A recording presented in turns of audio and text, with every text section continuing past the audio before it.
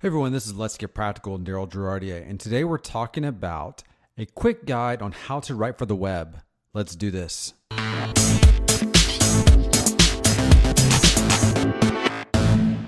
Welcome to Let's Get Practical. This podcast is about church communications from a practical standpoint. It's about what works and what doesn't. It's about helping you cut through all the clutter and noise and getting straight to the point. Today we're getting straight to the point on how to write for the web. More importantly, this is a quick guide on how to write for the web. Now, you may be asking the question, how is writing for the web any different than any of the writing I do during the day? Whatever you may do, if you have to write term papers because you're in college, or you write emails, or whatever it is you work on, you write all day long. How is writing for the web different? And that's a really good question. The reality is that when we're writing for the web, it's different in the sense of the fact of the medium that you're writing on. I went to seminary and I went to grad school, and I obviously learned how to write in a theological way that would make all of my professors happy. I learned how to style my papers in, I believe it's Kate Turabian style. I learned a lot of those basic fundamental educational things that you're required to do to have a passing grade. And a lot of that writing carried on with me into my career. However, when the web exploded and then all of a sudden we had blogging platforms, you had websites, and then you go onto social media, Facebook, etc., all those things, that writing format didn't play well. It really came true when all of a sudden we had mobile devices just skyrocket in the last 5 to 6, 7, 10 years. When those things kind of happened, all of a sudden things changed. So when you think about why you should even think about writing for the web, it's not just the fact that obviously you have to think through your audience, but you now have to think about the device they're consuming it on. What are they actually reading the actual content on? Because that changes things. And that's one of the things I had to learn was that when people start consuming your content on a mobile device, it changes how you write. For a whole host of reasons. One, obviously the screen size is smaller, and they're just spending a lot less attention on, paying attention on the content in front of them. They've got notifications popping up, Instagram, Facebook, whatever that is, text messages. So you really only have a really short amount of their attention span versus if you were doing a book. I'm sitting there reading a book, especially a paper book, obviously, it's got my full attention for the most part. I'm immersed in that. You really don't get immersed into the web and reading on the web. And so when you write for the web, you have to keep that in mind. And for a lot of staff on church, they typically don't realize that, because for them, the most important thing is to convey some sort of theological truth or some sort of thing that they really think is the most important thing about, their event, their ministry, etc., whatever that is. But they're not thinking about the medium by which that writing is being consumed. And for a lot of people, that is where the writing tends to fall short. It's not so much in the content or the words you're using, even though that could be heavy jargon and that may not be friendly to visitors. A lot of times it's the format by which it's done in. So I'm going to walk you through 2 guiding principles that you use when you should be writing for the web. And I'm going to walk you through a quick formula that'll kind of shape how you write for the web in such a way that people will read it. So 2 guiding principles for writing on the web, for writing when you're writing on websites, when you're writing in terms of the short digital type of post. First thing is this: always write in bullet points whenever possible. Bullet points are your friend. You want to write in bullet points because bullet points keeps everything looking succinct. It might not be nearly as succinct. You may take a simple paragraph and then break the paragraph up into bullet points. It's the same content. You're just visually separating it out. So the fact it looks like it's more consumable to the end user. They open up something up and they see it's bullet points. They're more likely to consume it. Specifically, if you start bold titles inside it or bold keywords that you want them to scan quickly and make sure they get. Bullet points helps the reader realize, oh, this isn't going to take that long. I can kind of get in, get the information I want, and I can get out. The second thing is you want to think about spacing.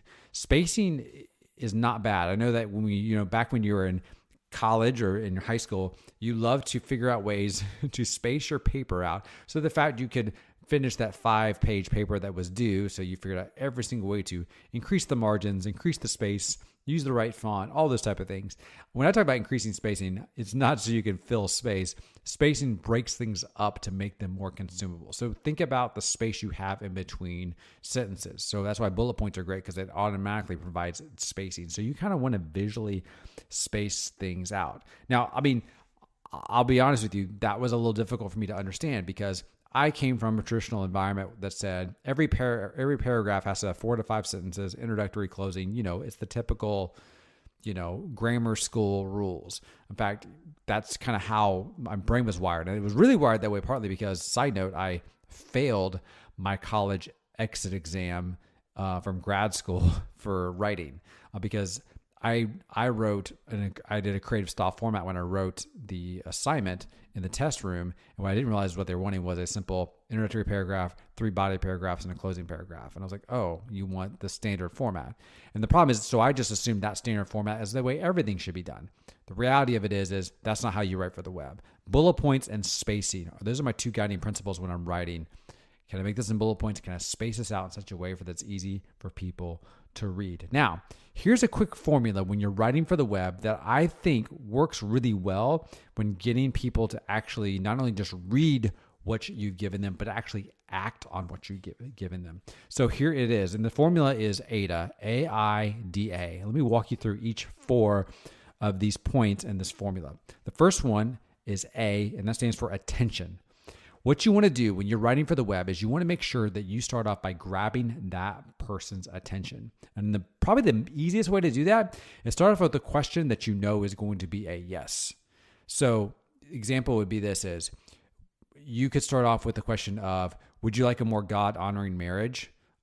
Would you like to, raise kids who have their identity in Christ? I mean, obviously, if you're on a church website or you're dealing with somebody who is in the church world, the answer to those is going to be yes.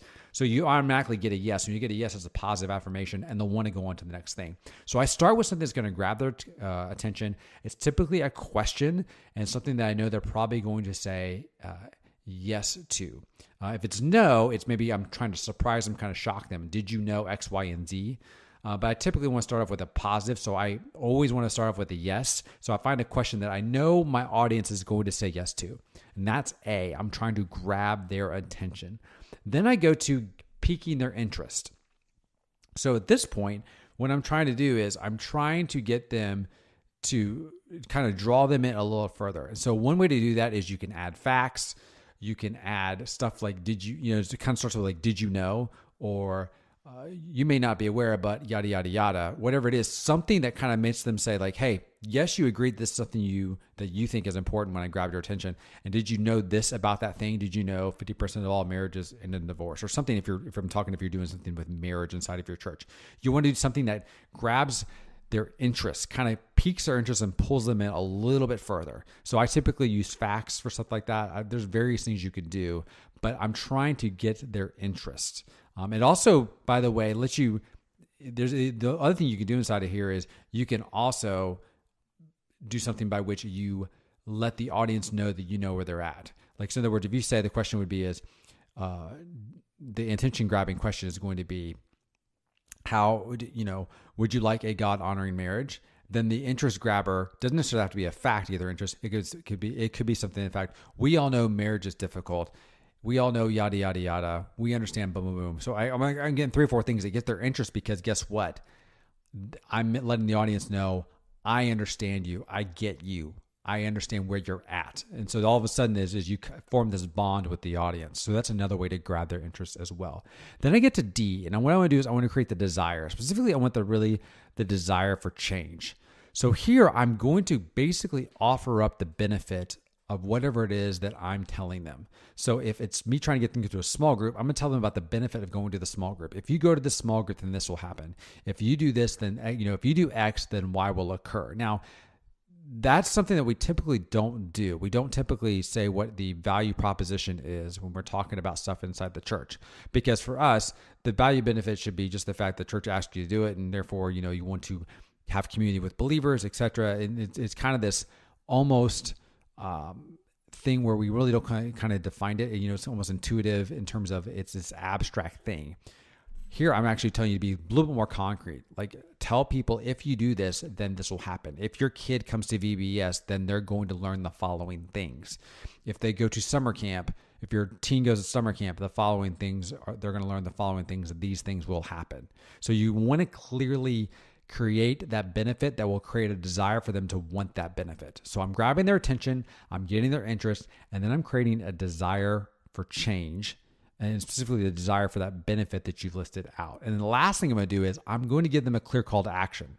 To say, if this is you, if you want this, if this is something you're interested in, whatever that is, I'm going to give them the thing that says, then do X. So then click here, register here, go here. I want that to be super clear.